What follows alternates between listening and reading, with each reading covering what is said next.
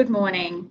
My name's Lee Sterling and I'm the Executive Director of Child, Youth and Family Services at the Benevolent Society and co-chair of the Every Child Alliance, a national alliance that's been founded and funded by the Benevolent Society to create and support social change.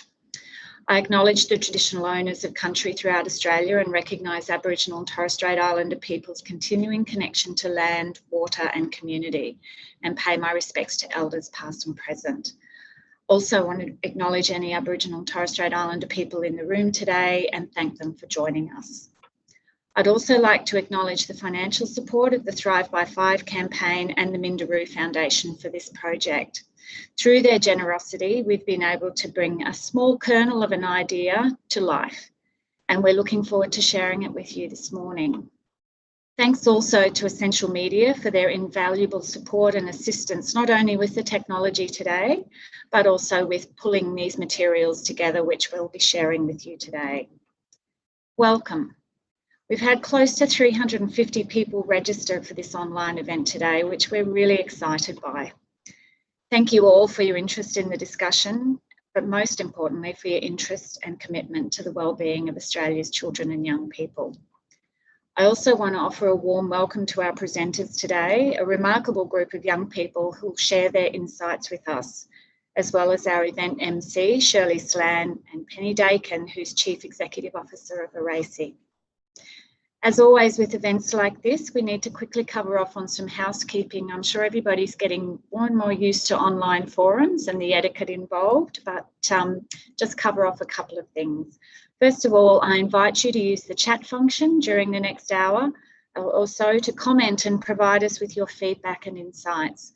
I'm sure once our panel of young people start to talk, you'll have lots of questions, but unfortunately, due to a fairly rigid time schedule and lots to get through, we won't be able to take questions for that part of the event, but we will be ending the session with some contact details for how you can get in touch with us involved in pulling this event together.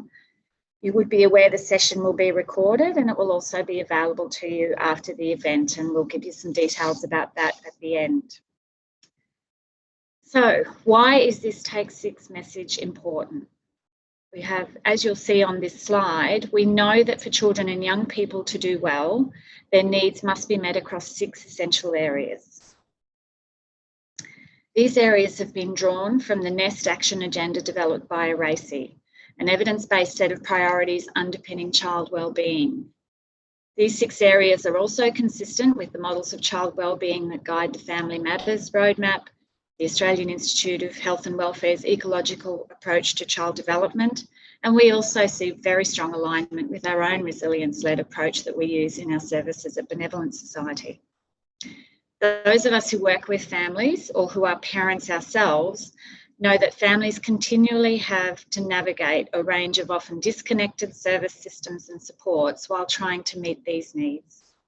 This project is about trying to cut through complexity and simplify the message. We have 4 main aims. And again, we'll pop those up on a slide for you. So we want to raise public awareness that children and young people have needs that span these 6 areas that you can see here. I'm sure those of you who are reading it now will not be surprised by anything that's on that list. So we want to raise awareness among service providers that their service systems must respond to and better integrate support across all these 6 areas. We also want to use these materials and this discussion to inform policy and decision makers in government that support must be available early, be less fragmented, be less siloed and better integrated across governments to meet these 6 areas if we really are serious about the wellbeing of children and young people as a nation-building priority. And finally, we want to use this as a tool for service providers and any others who are interested in child and youth wellbeing to learn more about these 6 elements and how they're derived from the work of Eracy and the evidence that supports it. And Penny will be speaking about that a little later. So our message, quite simply, is that if we can get these 6 things right for children and young people, they have a much better chance of starting school ready to learn and leaving school ready for life. It takes 6. Thanks for joining us this morning as we kick off a new conversation about supporting children's wellbeing. I'll be back at the end of the panel to talk more about It Takes Six and how we can all promote It Takes Six in our lives, in our communities, in our work. But now it's my pleasure to introduce our MC, Shirley Slan. Shirley is an Aboriginal woman born and raised in Mount Isa in northwest Queensland. Shirley has worked in the area of domestic and family violence for over 20 years. She's currently Senior Aboriginal Practice Leader at VACA and works in the Mornington Peninsula area, where I understand it's quite cold this morning. I'm coming to you from Brisbane, but you'll see Shirley in a moment. It's quite rugged up. She's been on a number of committees and boards over the years, and positions that she's held have included Deputy Chair of the Queensland Domestic and Family Violence Ministerial Advisory Council, the Queensland Death Review Advisory Group, and the Board of ANROSE. Thanks, Shirley. Over to you.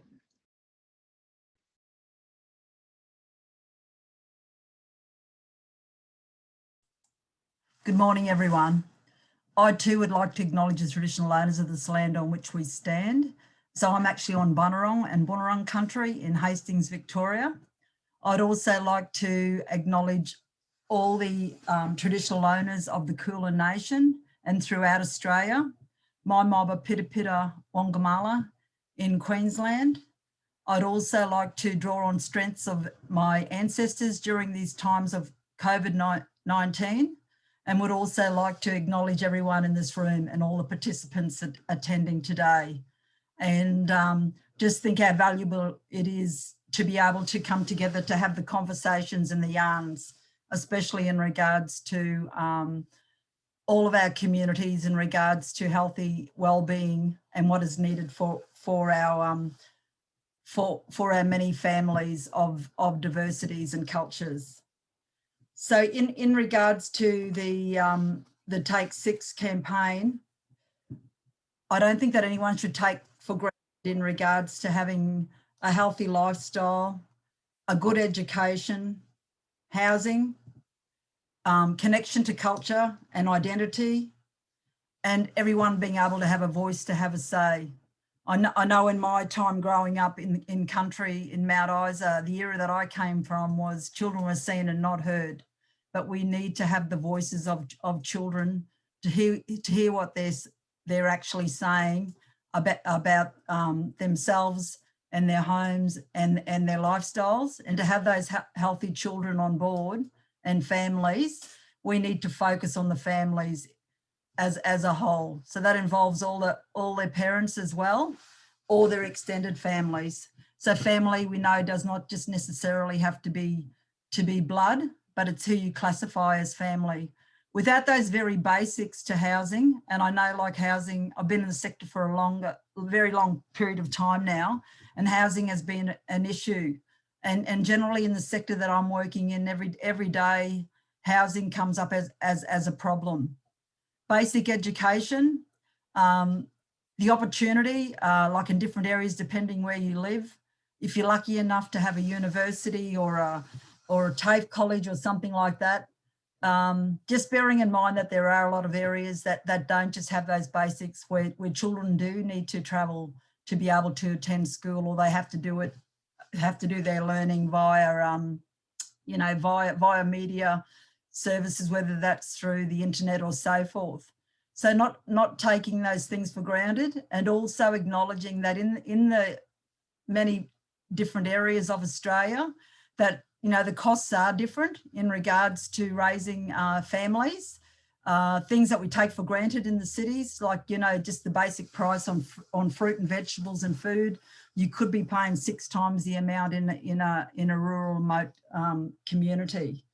So if we are to focus on our children, we do need to focus on everything, and that's our basic human rights, to have good health and have services available.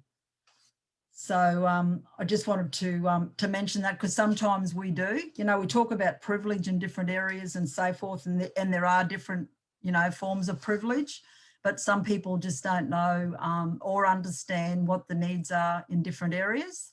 And also around well-being is making sure that that everyone is being supported in whatever way that is.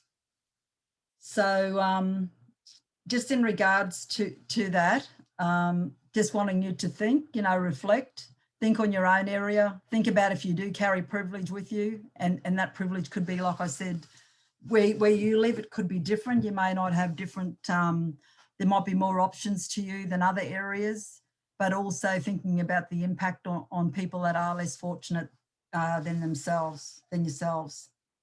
So I'd now like to introduce Penny Dakin, who's the CEO of Eracy. So Penny was appointed as Eracy's CEO in January 2019, having acted in the role from mid-2018. Penny is passionate about ensuring that Australians, regardless of their background or circumstances, receive every opportunity to reach their potential, and is a firm believer in Eracy's unique role as a driver of collaboration and a leader of alliances to help achieve this. So please welcome Penny. Thanks, Shirley. Really appreciate it. And thank you, Leith. Want to acknowledge that I'm coming from Ngunnawal country in Canberra, where it is actually really nice and warm. So I feel a bit guilty, Shirley. Want to pay my respects to the traditional owners of this land here in Canberra, and to acknowledge the ongoing contribution that Aboriginal and Torres Strait Islander peoples make to the life of this city and to our country as a whole. I'm delighted to be here today talking about It Takes Six, and talking about where the nest, which is where we've drawn It Takes Six from.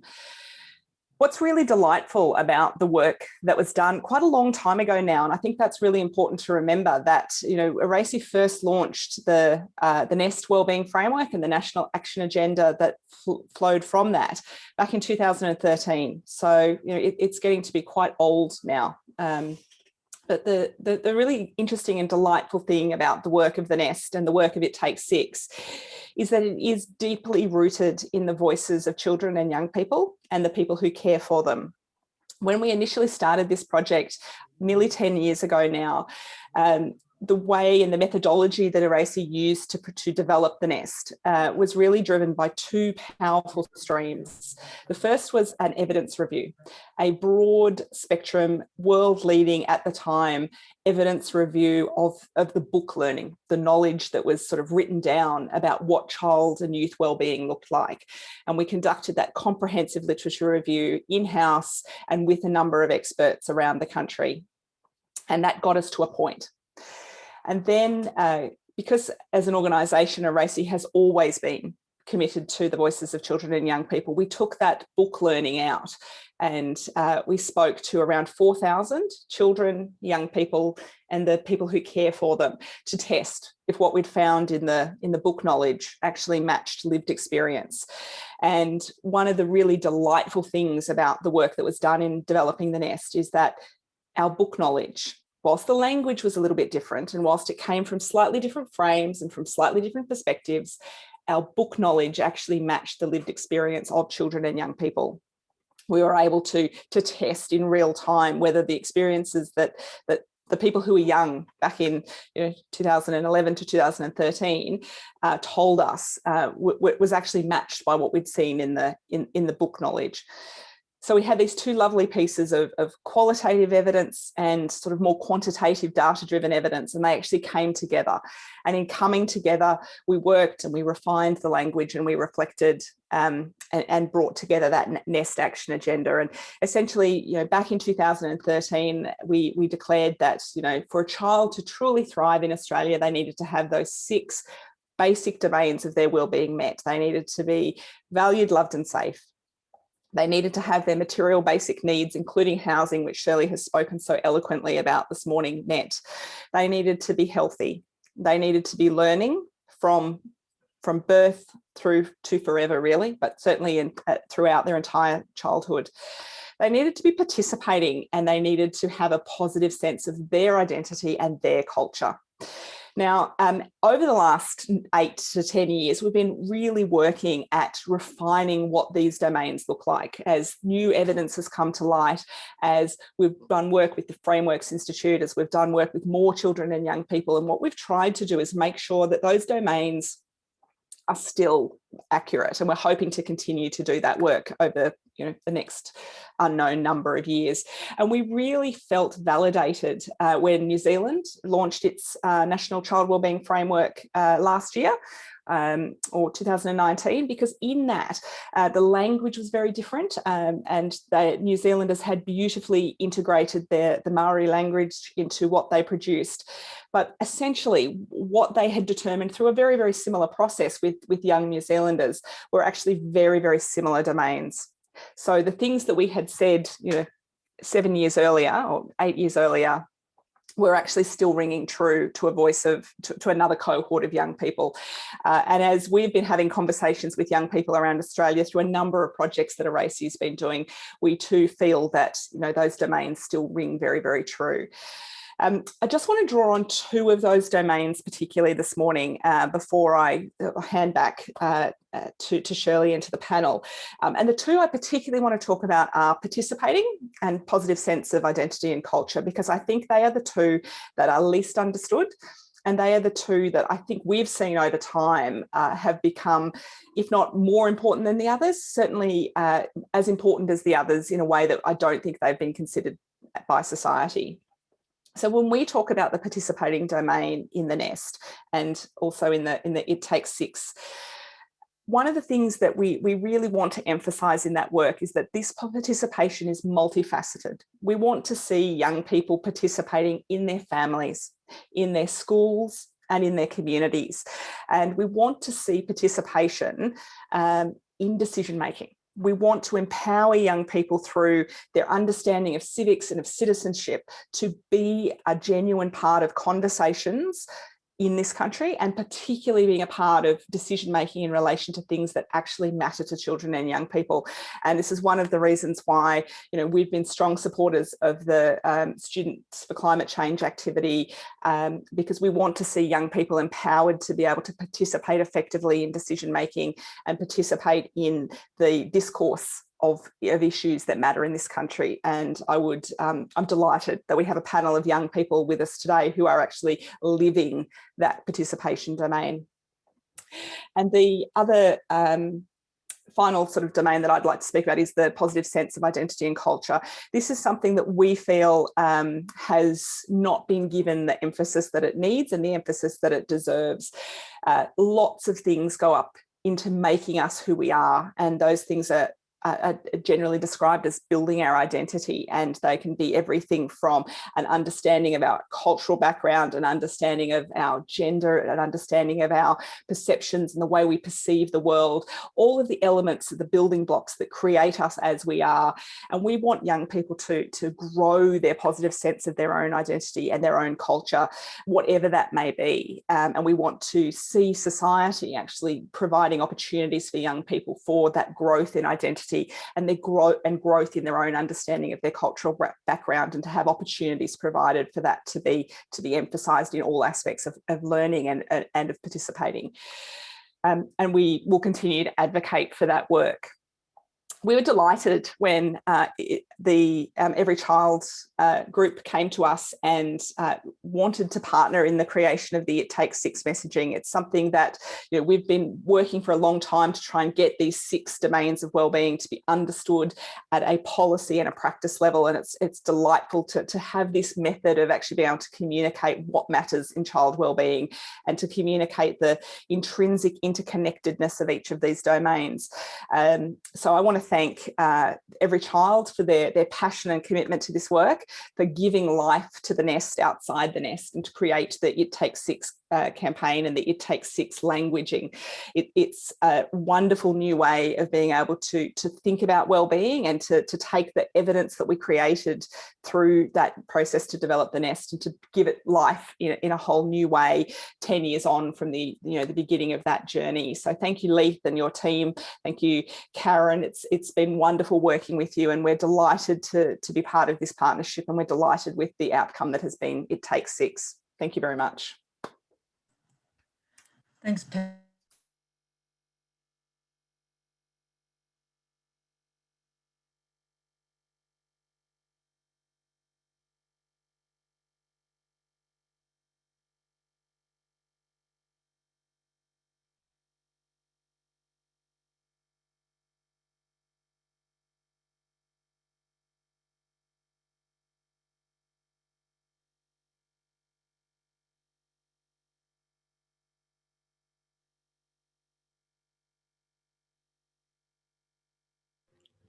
Apologies, we're just having a bit of a tech issue. Shirley seems to have dropped out. We're just trying to get Shirley back online. Give us one moment.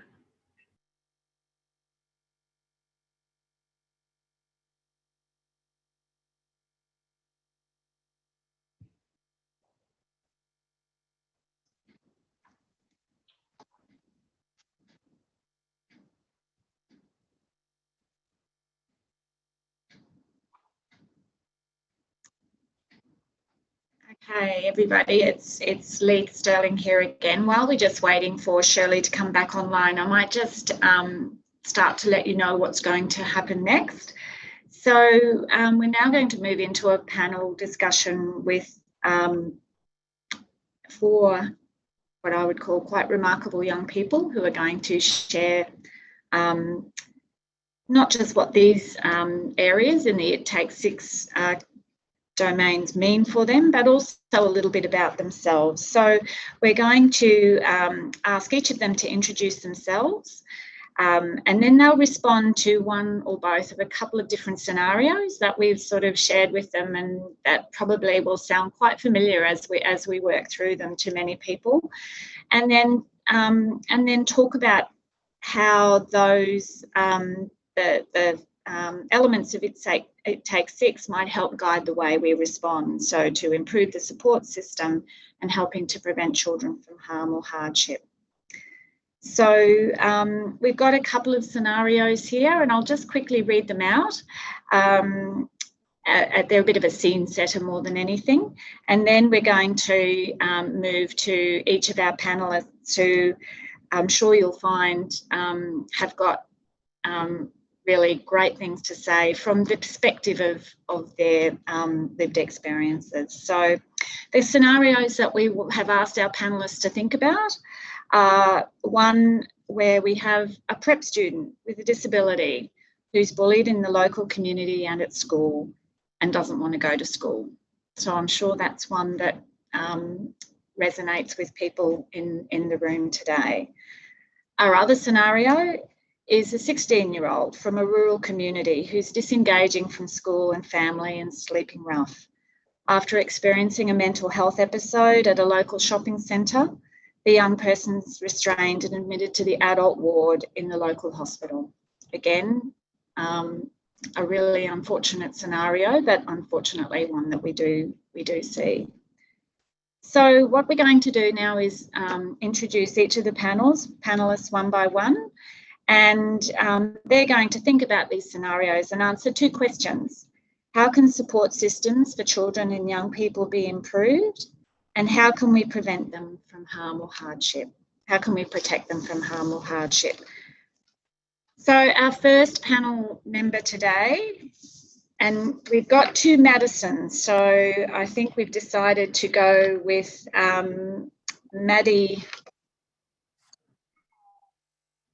Madison first. Madison Heady. So Madison, you're an incredible sports star and a disability advocate. There we go. Sorry. Here's Shirley. Great. I'm sorry, I don't know what's happened, the joys of the internet. Sorry, everybody. Cut a long story short, we're actually going to start with Monique Worsley first. So Monique, looking back, how do you think growing up on a farm in rural New South Wales shaped your motivation to advocate for change? And how would you approach one or both of the scenarios? Thanks, Shirley. Hi, everyone. My name is Mon, and I grew up in rural and regional New South Wales on a farm. For me, advocacy didn't actually start until I got to university and saw the difference between my life here versus my life at home and the lives of my cohort who actually stayed at home, and how much further I managed to progress in life moving to a city versus staying at home in the country. So that really shaped my advocacy around it. In terms of the scenario, I'm just going to address the second scenario in which a 16-year-old has a mental health episode and is disengaging from school. So obviously there's the It Takes Six, and looking at this scenario, I'm sure everyone in the room can work out that none of those 6 pillars are being fulfilled in this kid's life. He's not physically or emotionally happy, sleeping rough, he's not included at school, he's completely disengaged, which then flows into the learning. So we can't look at these elements individually. You have to look at them holistically to really get a response here. So in terms of improving support, in a rural and regional context, we're already critically under-resourced in every sense of the word, in our schools, in our health system, in day-to-day life, in our housing, in our social services. We are critically under-resourced, and it feels like nothing's being done. We know what the problem is, and we've acknowledged it time and time again. Every organisation that works with children can acknowledge it. The problem isn't knowing what's going on. The problem is actually making changes. So in terms of improving support, we need to improve resourcing both in public and private schools. There needs to be a lot more funding. There needs to be the idea of hubs where schools are furnishing not only the learning side of things, but they're checking in with students. There's more pastoral care, there's more counselling, there's access to things like sporting groups, there's access to co-curriculars, so that young people can develop a real sense of identity, a sense of belonging. In addition to that, teachers and staff at schools need to be trained to be more aware, to pick up those early signs before a young person reaches crisis point, to the point where they have a mental health episode in a public place and are then admitted into an adult ward. There needs to be people on the ground recognising those early signs, because once you're at crisis point, it's extremely hard to bring the situation back down. We need to be avoiding the situation altogether, and schools and early learning are the most important place that we can do that. In addition to that, in the scenario, he's admitted into an adult mental health ward, which is just the biggest red flag, because obviously children and adults need such different levels of care. They have such different needs, and admitting a 16-year-old who's had a mental health episode into an adult mental health ward is absolutely not the way to do that. So our hospitals need more resourcing. Our hospitals need more staff. That situation should have never happened. The 16-year-old should have been able to walk into his school or his local headspace, or a number of organisations that need to be established in rural areas to access that support before he reached crisis point.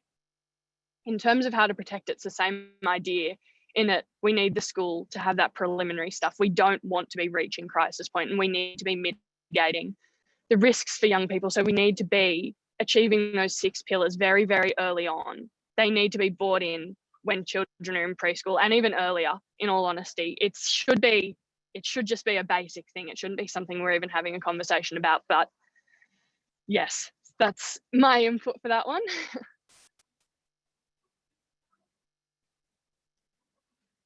You're on mute, Shirley. Yes, sorry. Thanks, Monique. Really appreciate that. Thank you so much. I'd now like to introduce Maddie Hetty. So Maddie, you are an incredible sports star and disability advocate. Can you tell the audience a bit about yourself and anything you've learned that applies to both these areas of your life, and your thoughts on one or both of the scenarios, please? Thanks, Maddie. Sure. Hi, everyone. My name is Madison Hetty. I'm 19 years old and I live with cerebral palsy. I also have dyspraxia, as you might be able to tell. So I'll try and keep things short and sharp for you guys. I have always loved the feeling of being free and movement. I guess because I couldn't walk or talk until I was 8 years old, I've always been a bit of a go-getter. I have been rock climbing, abseiling, on high ropes courses, and I absolutely love to run. I like to push myself and I enjoy a good challenge. Hey, you only live once, right? So why not embrace it, experience it, see it, and feel it? Now, I would like to share with you my thoughts that I have on scenario 1.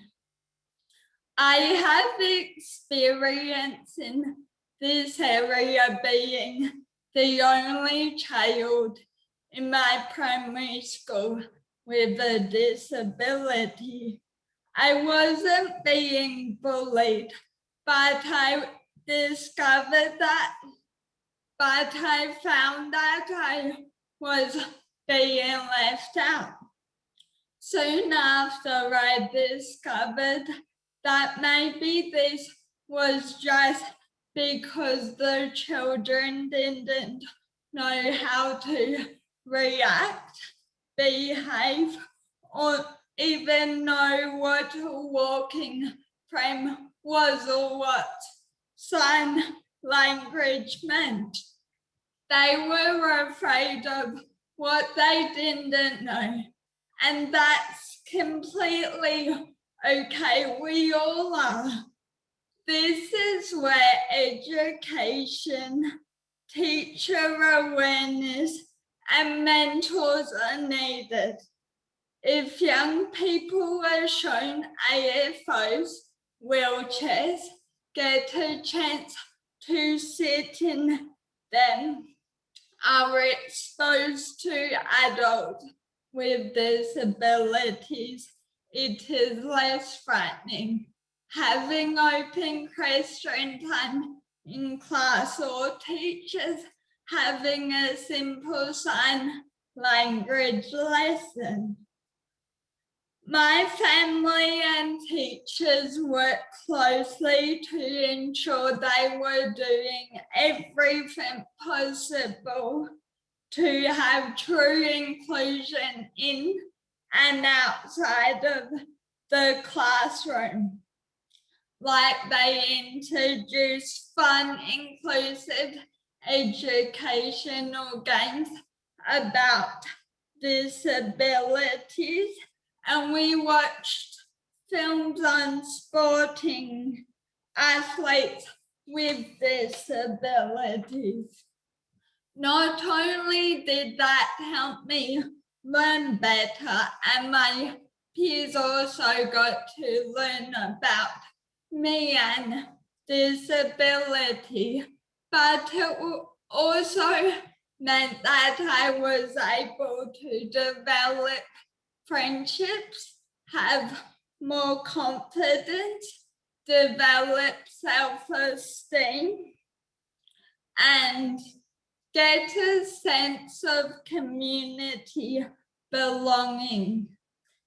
Inclusion in all areas, like sporting teams or coaches that are willing to go the extra mile, can create a more inclusive community. True inclusion is so hard to define because everyone has their own way of defining it to them, of what it looks like.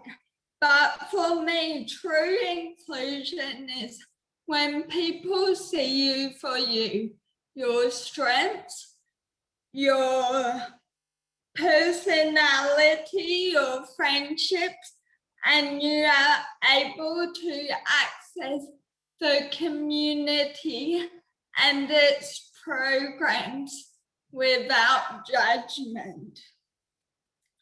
That's my take on scenario 1. Thank you very much.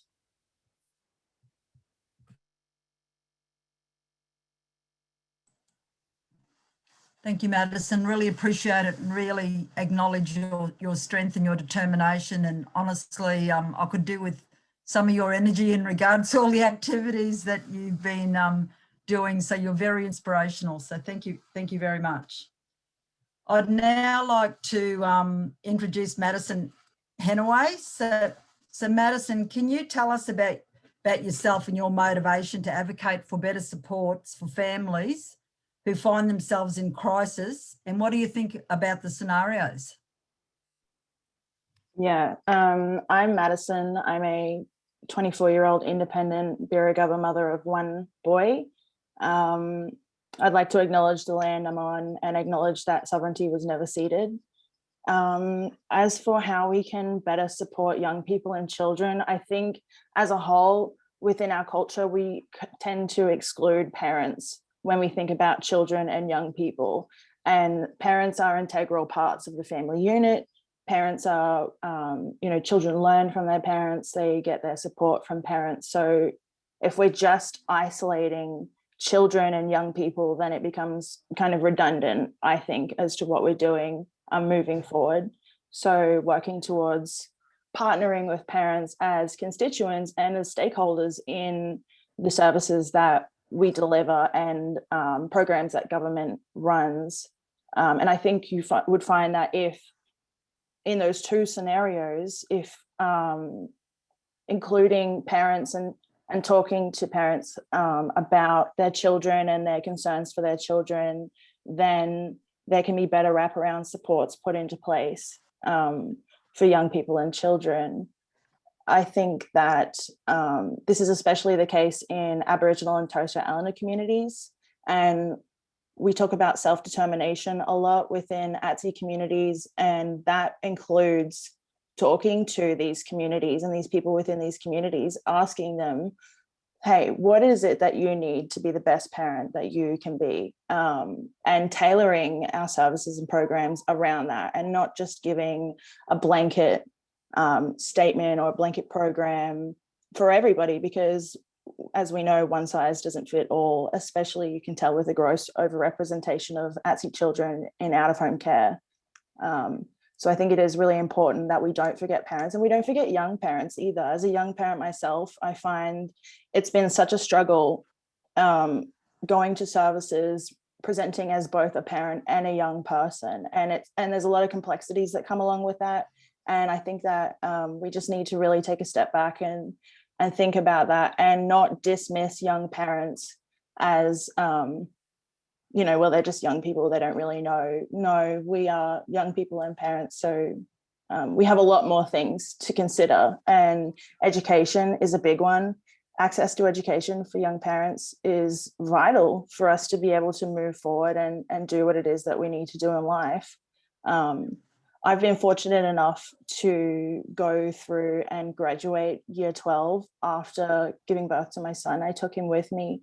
But not everybody has that opportunity, especially in rural and remote areas, or not everybody has the capacity to, they don't know about these resources that are out there. So I guess just, really taking that into consideration for young people going through education and young people with children who are also going through education at the same time. Thanks.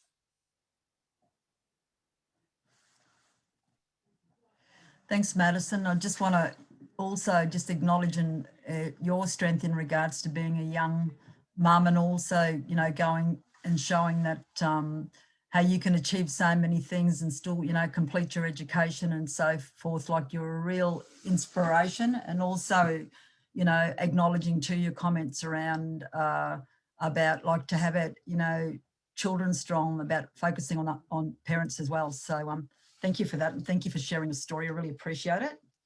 So I'd now like to introduce Jahin Tanva. So Jahin, growing up in a migrant family, can you pinpoint a specific experience that particularly drove you to start advocating for yourself and others? And can you tell us your thoughts on one or both of the scenarios? Absolutely. Thank you so much, Shirley. And hi, everyone. So my name is Jahin Tanvi. I'm 20 years old, and I've been a youth advocate based in Sydney, Canberra, ever since I graduated high school in 2018. Based, mainly around multiculturalism, the health sector, and youth empowerment. So obviously, growing up as a migrant, coming to this country at the age of 2, also, looking different from how the other kids were, generally presented. I think it comes with a lot of challenges that are still being faced by migrant kids and people of color to this very day. So, different instances such as discrimination, racism, being not included due to the color of your skin is an issue, that has perplexed me from a very young age going to a public school. So I guess those experiences, those lived experiences basically, catalyzed my attempts to become a platform for other young people, to become a platform and a voice for those that are pretty much silent or unheard.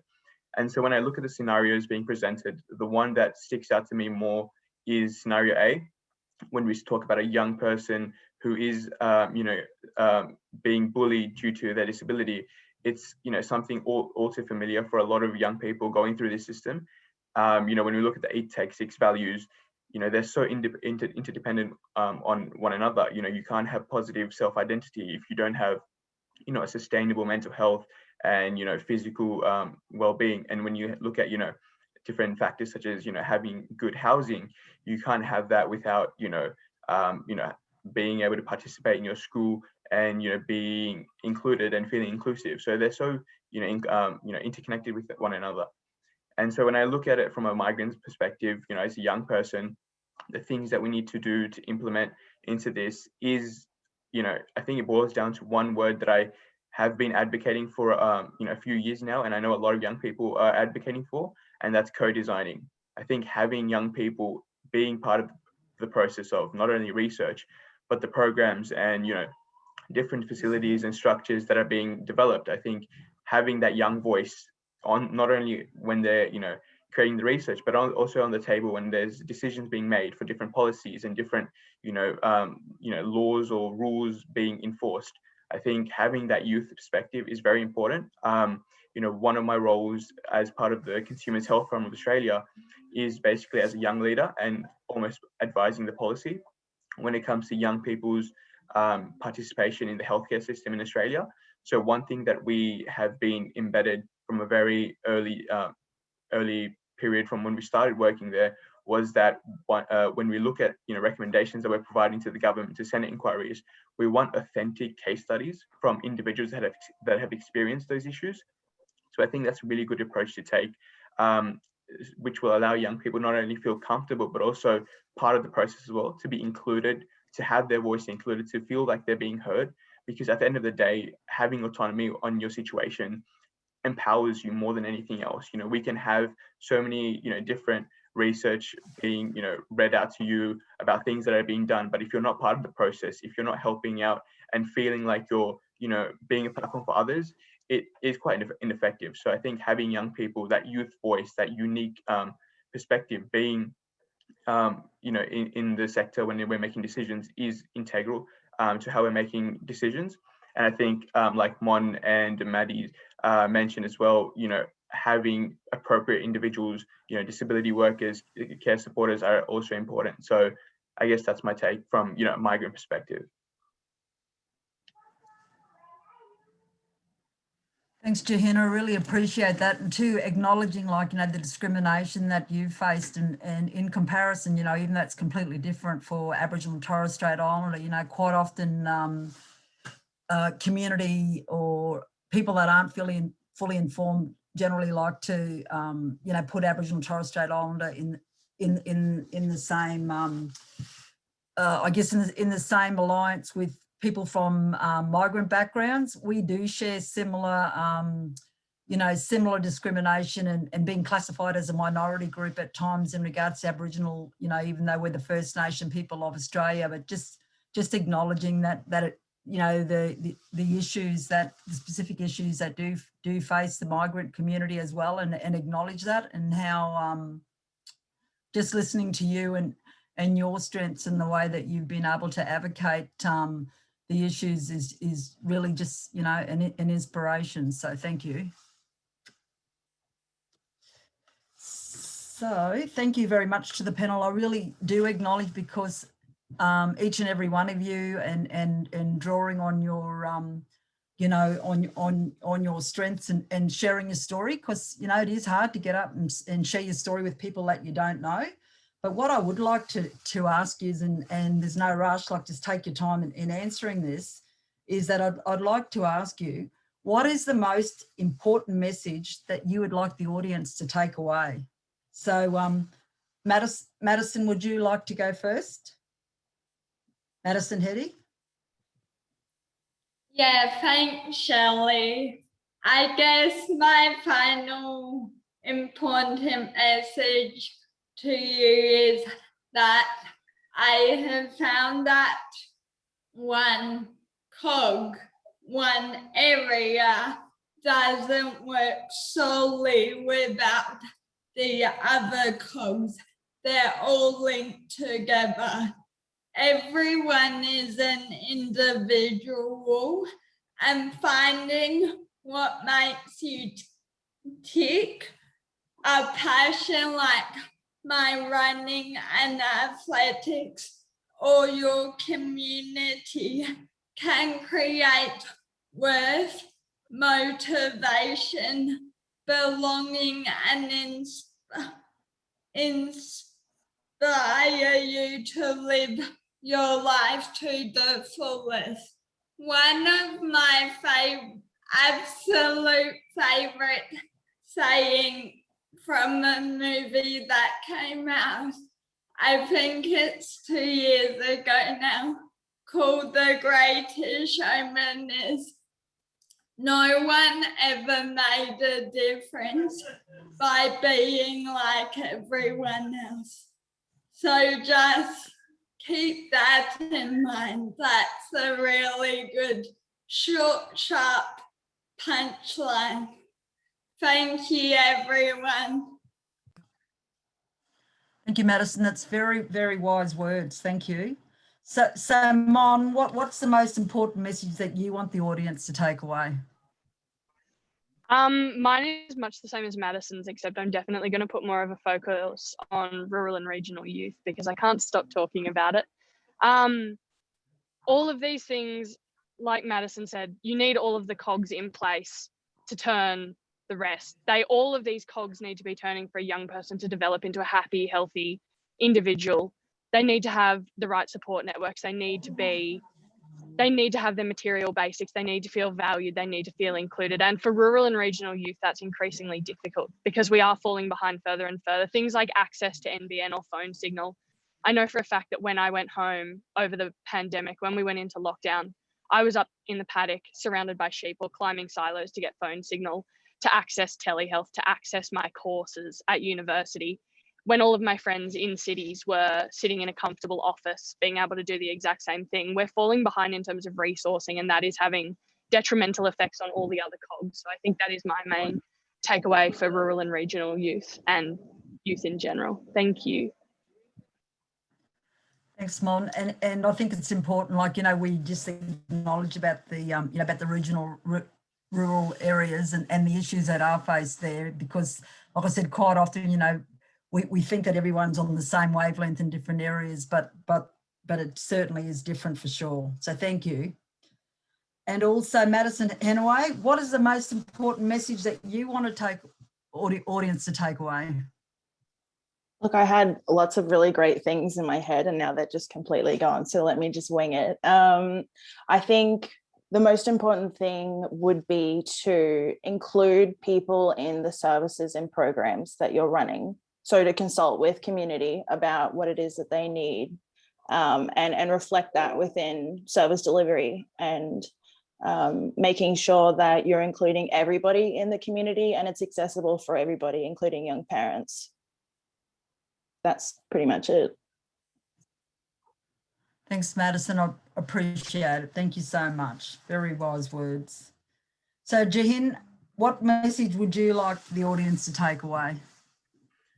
So the main message I'd love for the audience to take away from this would be, actions speak louder than words. We all come from such unique and diverse perspectives, not only through our lived experience as an adult, but as a young child, as a young person once as well. So I think if we can all just reflect on the It Takes Six values on, not only a superficial basis, but also in a deeper level, understanding how those may have affected us at a young age or, in different walks of life, I think it's quite effective.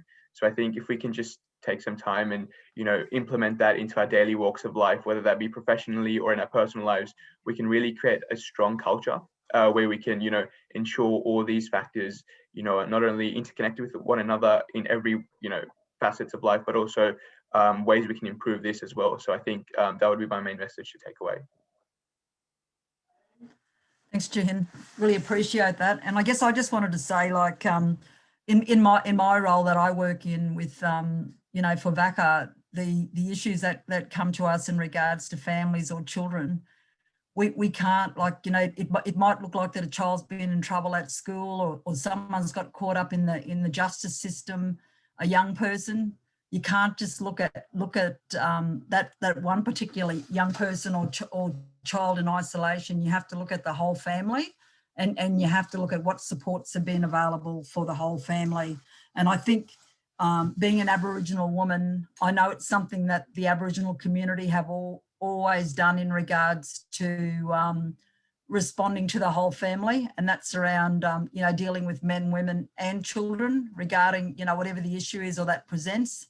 And I know in comparison with family violence that the years that I've worked in that, I know that the mainstream way in the past and things have been changing, that it was normally just dealing with the you know, the affected family member or the victim survivor. But Aboriginal way, we've always wanted support and assistance for you know, for men as well as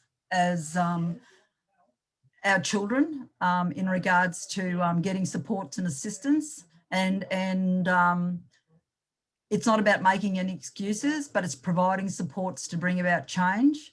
And it's about, you know, you look at the word terminology in regards to accountability, and we look at the you know, high incarceration rates and so forth, and people have a different thought around accountability, as I believe you can still make someone accountable, but you can offer them the, you know, the support's what's needed.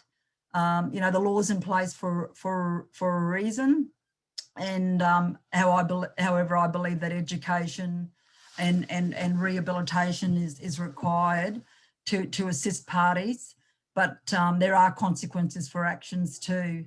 But we can't, you know, in the past, I think people thought, or some people think, oh, you know, that's just women's business, and it's not, because, you know, when I know it's not just family violence we're dealing with a whole heap of issues. But, you know, we talk about homelessness, and we talk about how you know, people that are impacted by family violence can become homeless overnight, and so forth, or in rural remote communities where, or in other areas where the housing, there is no housing available. And, you know, housing's on the agenda, and it seems no matter, you know, what housing is going, there still isn't enough there.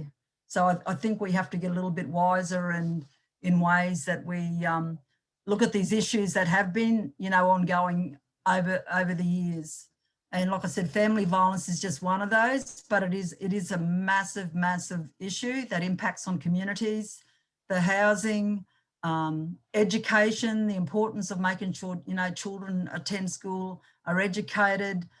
In regards to education, when children are at school, if children are misbehaving, not looking at them and thinking they're naughty, behaviour is wrong. And then I know quite often when my children were growing up, they'd get suspended a lot and be sending the child away. Yet, you know, like in a lot of households, not really looking at what's the problem, why is the children, you know, why are they misbehaving and so forth, or what appears to be those really issues. And then, like with transgenerational trauma, if people haven't had parents to role model and so forth, then you know, where do they learn that? And it's through systems and not through families. So not taking for granted that, you know, people have grown up in households with their own families raising them either. So anyway, there's a whole heap of issues, but yeah, just I believe that every child should have an opportunity for good health, to be safe, not only just children but also parents as well. But it's up to us as a society to make sure that this happens, and we need to advocate stronger. So yeah, no, thank you very much once again to all the panel members. Really appreciate it. Amazing to see such, you know, young people being able to advocate and you know what the issues are that are impacting on you, and being able to advocate. You're definitely you know, strong leaders in your communities, in your areas, and I really seriously encourage you to you know, to advocate more, and hope to hear from you all again soon. I'd now like to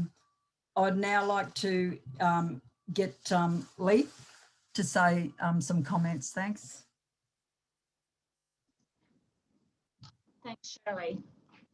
And I think, like Shirley and like everybody else who's been commenting, I just want to thank Maddie, Mon, Jahin and Madison for taking the time to share their experiences with us. But I think the message that they've given has really resonated with our purpose in terms of bringing this, that It Takes Six, if you like, resources to you. When we started this project, and it's one of a number of projects we're doing in Every Child, we realised that there had been a lot of discussion, and there continues to be a lot of discussion in the service provider sector, if you like, about where things are going well, where they're not going well. We talk a lot about approaches, and we talk a lot about evidence, and we talk in a very programmatic way. And what's been missing has been a common thread that we can talk to at all levels and across families and for all ages. And that was the intention of this project, to really cut through the jargon, cut through the complexity, and start a conversation that can have multiple purposes. So this is the beginning. As I said, it's the start of a conversation. Penny mentioned that the Nest has been around for quite some time, and it is actually a fabulous resource, Penny, and you know, hats off to you and Eracy, because it really is one of those things that has stood the test of time and has continued to actually become more pertinent as time has gone by rather than less. So that's why to actually bring it into this sort of form and to encourage you to actually revisit the Nest and the Nest in action, find out more about the evidence, but then to use these tools and images that we've created with lots of consultation and work with young people, work with families, work with various staff in different services to make sure that we've got something that actually does is useful and meaningful. And the cog analogy that was spoken of by the panel members was very much around creating a sense that you know, one of these things is every single one of these things is important, and together the six make up a whole. So if one's missing, the other five cogs are not going to move well. So these images and a number of other images are available for you to use. We've heard our panel members talk to us about, you know, being part of the process. I think it was that Jahin spoke about. We've got a number of tools for all ages that are available on the Every Child website. I think somebody might have popped them into your the chat bar there, but also we'll be able to send them out to you after the meeting, after the forum. They've been designed to use with children and young people, as well as families, as well as service providers. It's meant to support a conversation rather than a doing to approach. So you might hear us talk about a jigsaw kit. There's a little image on there for much younger children to actually talk about those different needs and what it might mean for very young children. I mean, even children before the age of school, to feel safe and you know, to be doing well. So all of those are tools that we would love you to start to use. We'd love you to join a conversation with us and to strategize with us about how we can continue to bring this message out, both to the community, because this is meant to be part of a public awareness campaign, but also how we can then use those voices and bring those voices to decision makers and policy makers, along with the other work that we're doing in the Every Child campaign. We've always sort of said it takes not just a village, but it takes supportive systems to raise a child, and that's what this campaign, our Every Child work and this particular strategy is all about. So you will see our website there, the Every Child website. You can find the resources on those on that website. You can join the campaign as well. We'd love you to sign up and be part of some of our other Every Child activities. But most of all, we want you to keep the conversation going. We'd love you to go out and speak to some of the young people and the children that you work with and use these tools and ask the same questions that we've asked of Maddie, Mon, Jaheen and Madison today. And I think everybody would agree that the insights that they have provided have been really powerful and a great reminder about, it's one thing to talk about children and young people's voice, but it's a very different thing to actually hear it. So once again, I would really like to thank everybody who's been involved in the session this morning. Thanks also to Shirley and to Penny. It's been, despite a couple of little technology hiccups, it's been a really great conversation that we would love to continue. So thank you for continuing the work that you all do to make the wellbeing of children and young people a priority in this country. And we are really looking forward to continuing to work with you on the journey. And I hope you have a great day. Thank you.